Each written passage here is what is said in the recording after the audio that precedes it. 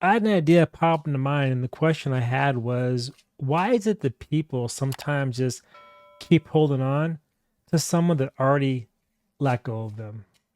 So really, I guess the question is to you: why do you hold on to somebody that's already let you go, that's already split, right? That just said bon voyage, and you're still just holding on for what? Why is that? Why is that happening? We're gonna use Lenormand. If you like a private reading, I do offer those. Check in the description. So the thing that drives you to hold on when you should let go is because you feel like there's going to be a challenge. Something just is going to get in your way and not allow you to move forward. So maybe you're just holding on to that love that you think is still there. But if you look real closely at the mountain here, what do you see? You see the sun rising in the back. So if you can just realize that you can let go, you can overcome the mountain, overcome the struggle, that you'll be able to then have a brand new sun rising for you, a better day. That's the theme, right? And that's what's really driving this is you just feel like it's just a challenge and that just sometimes it's too hard to walk away. And then yeah, exactly. So you always come to this crossroad and it puts in your head like, should I leave? Should I go? But you know that you have to move forward. And that's why the ship appears, right? The ship is a movement, it's a change in something. And then then overthink it and go like, but if I have to move on away from this person or I let go of me, then I'm gonna hit more challenges. So maybe you're financially bound to the person, which is a bad thing. You have to then start relying on yourself, empower yourself to trust in you. All right. Empower yourself to really believe in you so that you can let go. So rather than be at the crossroads where you're at a roadblock and don't know which path to take, because you're afraid that no matter what path you take, you are going to have to make that journey and you're afraid of it.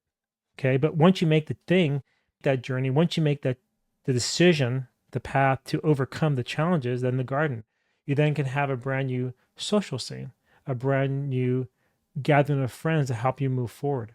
Right. So it's really yourself that's holding you back. So even though they move forward, you block yourself from happiness, you block yourself from forward movement because you feel like it's always a struggle that you always can rely on your friends to help you overcome that struggle too. So once you understand that the mountains that are just really they're molehills, they're not mountains, you can then let go because you'll have your friends, you'll have community, you'll have other people to help move you forward, and then you won't really have that feel of isolation because rather than being isolated in this relationship, you're not alone to start something new. So you have a new social scene where you can be yourself and you can grow.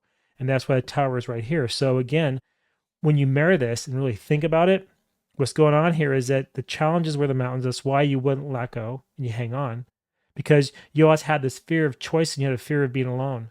That's why the path and the tower come together. But when you really step back and understand what this really represents, because the tower comes after the challenges, being alone is freedom, right? You're empowered now because you made a choice and you're empowered to do things on your own now. You're no longer trapped. And then the ship basically takes you away from that isolation into a new community, a garden, right? It brings you around people, around community, around friends to help carry you forward. You follow me so far? So, really, what was blocking you this whole time wasn't the fact that you weren't ready, it was that you're afraid of the challenges that were ahead of you. But as you can see here, it really was just you. The challenges are actually gone. And when we look at the numbers of that, you're going to get 11, which is very interesting because 11 is a master number. And it's all around using your intuition and using divine inspiration. And when you look at the number here, you have a 5 and you have a 6, right? Well, a 5 can be two things. If the path is not taken, then that 5 turns into struggle. If the path is taken, then the 5 turns into freedom. You break away from it. And that gives you your 6, which is harmony, right?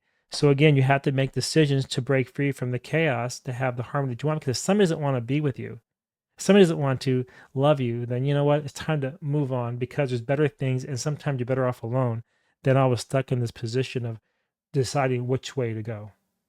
Anyway, that's the reading I have for you all today. I hope you enjoyed it. And if you have any topics you'd like me to read on, drop them below.